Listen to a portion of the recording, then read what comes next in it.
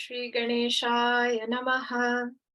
Om Shri Saraswatyai Namaha. Om Shri Gurubhyo Namaha.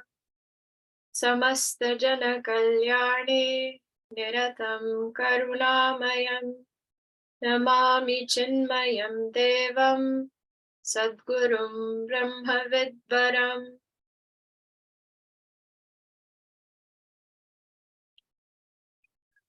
In Bhakti, one of the most important assurances that we should remember that comes from Bhagavan is articulated so beautifully in the 9th chapter of the Bhagavad Gita.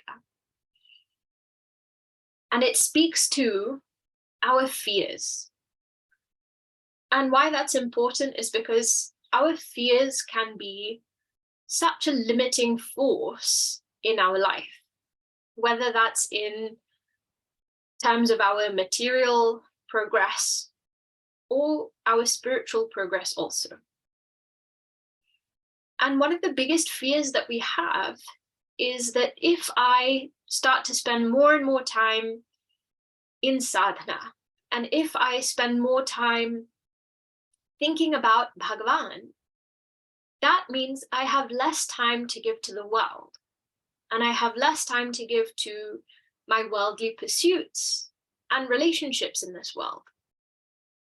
And if I have less time to give to those pursuits and to those relationships, then I will miss out, and I will lose out on great opportunities. I will lose out on all these relationships that I built. And what Bhagavan says in the Gita is so important because it tells us that if we are able to let go of these other pursuits and focus fully on Bhagavan, then really speaking, there is nothing for us to fear, because he himself says, I take care of everything for that devotee. For those who are single-pointedly thinking about Bhagavan, Bhagavan takes care of everything that they need. And this is reflected very beautifully in the life of one particular devotee. This devotee was born in around the 17th or 18th century. And he was born to a father who was an Ayurvedic doctor and a Sanskrit scholar. He was born in a village outside Calcutta. And again, as we've seen with many of these saintly figures and devotees, from his childhood, he was not interested in all the other pursuits that generally children are interested in. And so in his childhood, his parents thought, you know what, it's okay because he's still young and there is still a lot of time for him to sort of get serious about life and catch up. And so they didn't worry too much. But as he grew older, these tendencies didn't change, and he still didn't seem to be very interested. His father was hoping that this boy, whose name was Ram Prasad, this boy would take after his father and would follow in the same profession. So he tried to get him interested in his Ayurvedic practices, etc. But Ram Prasad didn't show any sort of interest in what his father was practicing. And so as he grew older, his parents started to get a bit more worried. And very interestingly, what they thought as he sort of went into his late teens was that he should get married so that he could start taking things a bit more seriously. He would have that responsibility of looking after a wife and possibly children. And so they thought, let's get him married, and maybe that will help to focus him a little bit. So he got married, and still what they found was he wasn't really taking anything very seriously.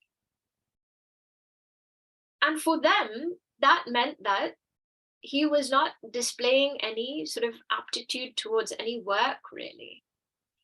But what was going on in this boy's mind was a constant fascination for Mother Kali, for the goddess in this form of Kali.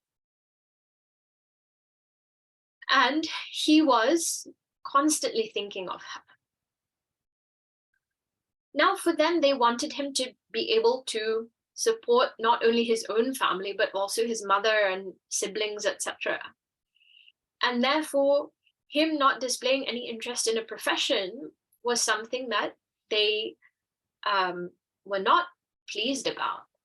So Ram Prasad was forced to go into the city to take a job so that he could support his family.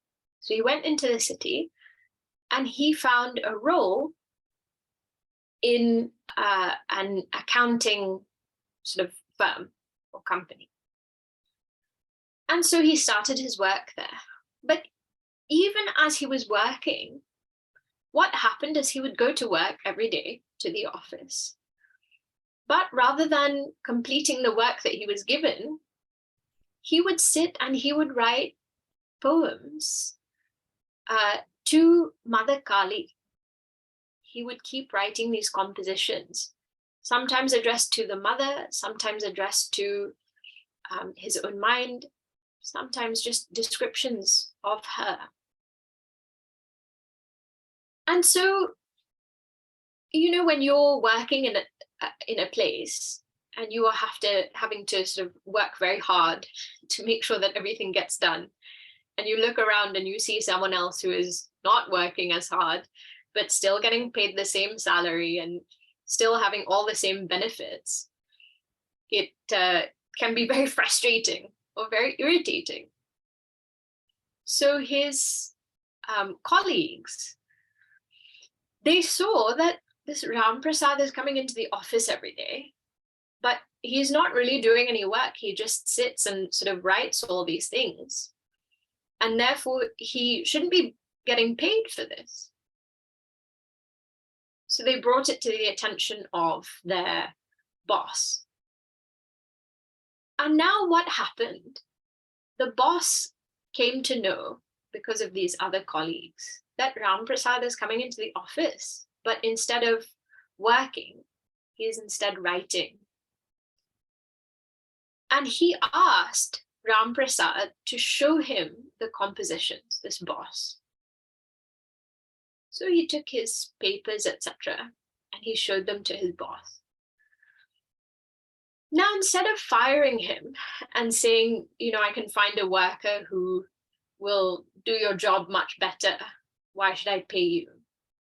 This boss saw these compositions and he was so moved by what Ram Prasad had written. He said, you no longer need to work here. You can go and pursue whatever it is you want to. I will keep paying your salary. No need to work for the company, but you will still receive whatever wages you were receiving. Now, when we say that Bhagavan provides for us in life, mostly we think in a monetary sense. Right? Bhagavan provides for us by making sure we get the things that we need, or the financial support, etc., that we need. Now, it means a lot more than that when Bhagavan says, I will take care of the devotee and whatever they need. But this is a beautiful incident in which we can clearly see that this devotee is being taken care of.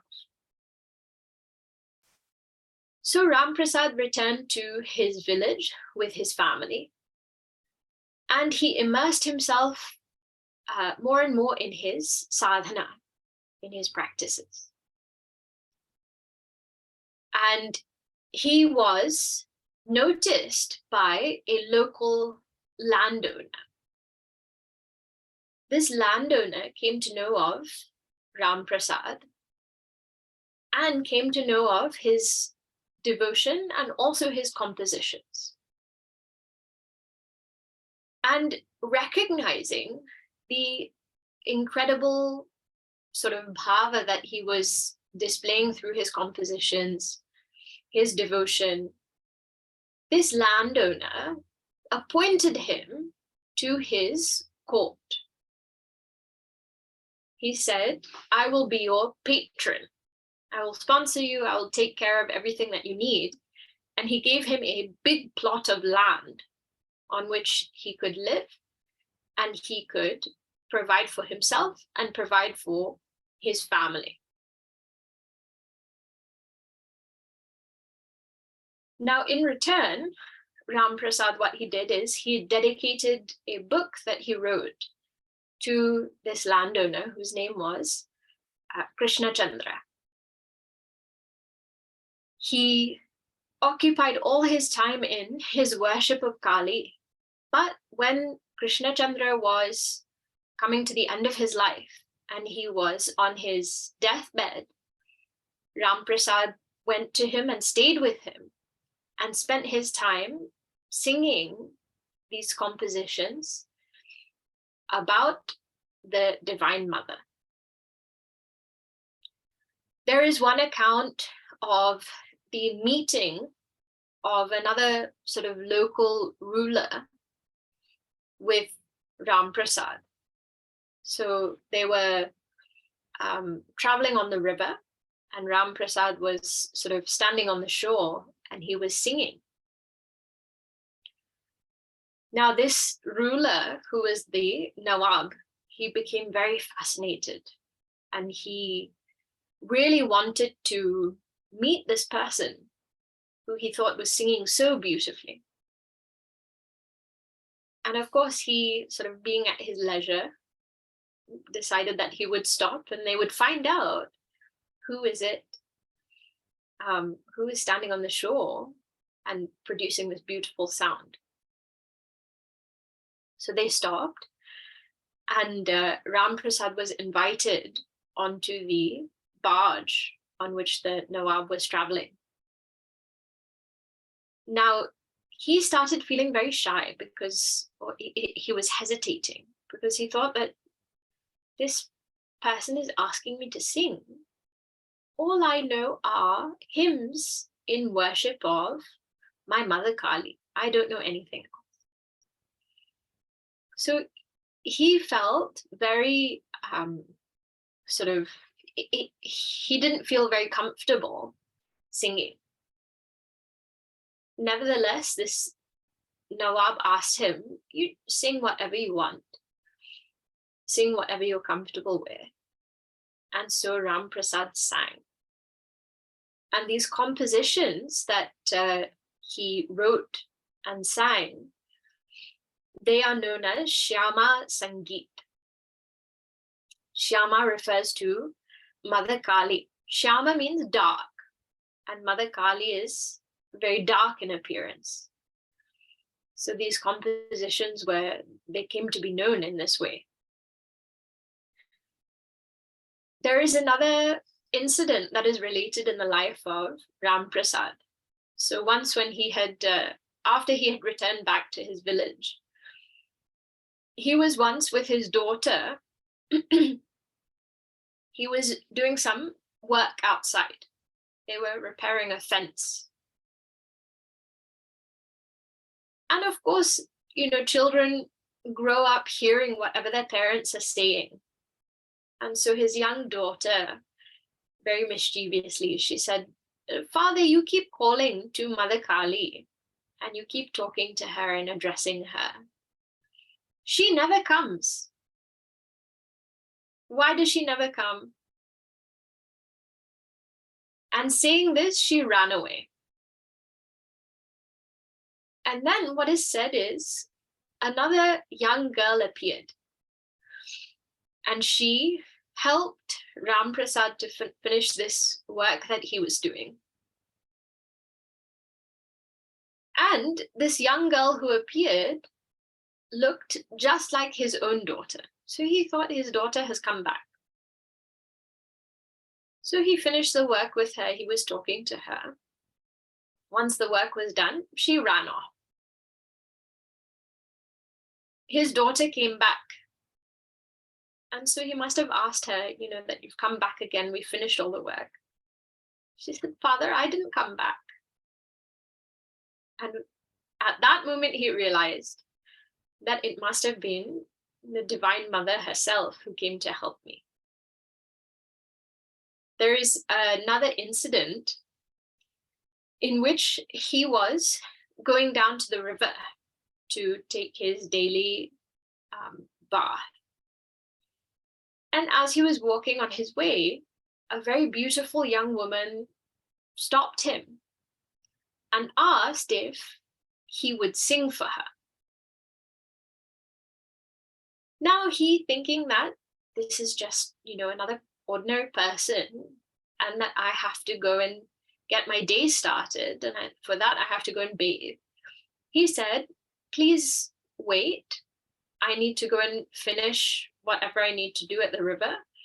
And then when I come back, then I can sing for you and you can hear whatever you want.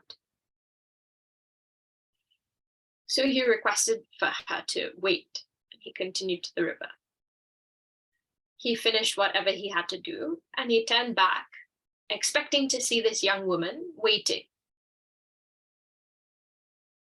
Now, of course, she was no longer there. So he then started to think that this was, again, the mother, Divine Mother, come to see him, that Kali herself had appeared. And berating himself and feeling very frustrated that why didn't I recognize that my mother had come in this particular form to see me? So he said, I must go to Kashi, where I will see her in this form of Annapurna. So this is where Kashi is very famous for the Kashi Vishwanath Mandir. Right? Bhagavan Shiva is there as Vishwanath, Lord of the universe. And there, the goddess is present as Annapurna, the one who provides food, nourishment to everyone. So he thought, I must go and see her there, because I failed to recognize her when she came to me. So he started off on his way, and as he was journeying there, he stopped on the way. He stopped not just in any ordinary place. He reached the Triveni Sangam. So Triveni Sangam is where three rivers meet, and it's always a very auspicious, a very holy place. So the Triveni at Prayag is where you have the Yamuna, Ganga, and Saraswati. So these three beautiful rivers, they meet, and it's a very holy place. So as he was traveling, he stopped here at Triveni to have some rest. And here he thought that he would also offer some worship to Mother Kali while he was waiting by singing. And so he started to sing. And it said that as he started to sing for Kali, he received this beautiful vision in which that same lady appeared in front of him and said, I am not only present in Kashi, I am present in this entire universe. And so he felt very happy that in spite of not even reaching, he could remain there and he could sing for her. So he lived his life in devotion and in sadhana, offering everything to the goddess as Mother Kali. He was very fond of worshipping Kali, particularly at the time of Diwali. So here, particularly in the east of India, there is a very strong tradition of performing Durga Puja around the time of Diwali. And the same way that is done for Ganesh Puja around Ganesh Chaturthi, etc., where the murtis are made, and finally on the last day of the festival, they are immersed in water. They are submerged and they dissolve. So the same thing is done for Durga Puja. And so one year, this is what they did. They made these murtis and they were taken down to the river. And Ram Prasad was offering his puja. And it said that as the murti was immersed in the water, as that murti dissolved, he also left his body. His life came to an end. In this worship of the mother, in this most beautiful way, his life came to an end thinking of her. So we see beautifully in the life of this particular devotee, there are a few moments or a few sort of incidents. We see very clearly that Bhagavan takes care of the devotee, whether that was when he was working in the city or when he came back and came under the patronage of this landowner who granted him all this land. This is very clear. But also what comes across in his compositions is this beautiful sort of complete surrender at the feet of the mother. And that he speaks to her in every way. In so many different ways, he addresses the mother. He addresses Kali.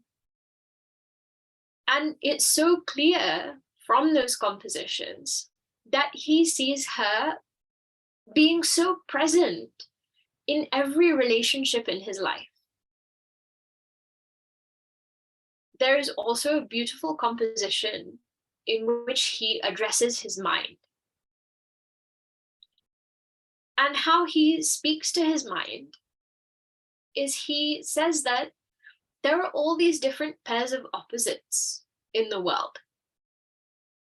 There is detachment, but there is also desire. There is dispassion, but there is also worldliness.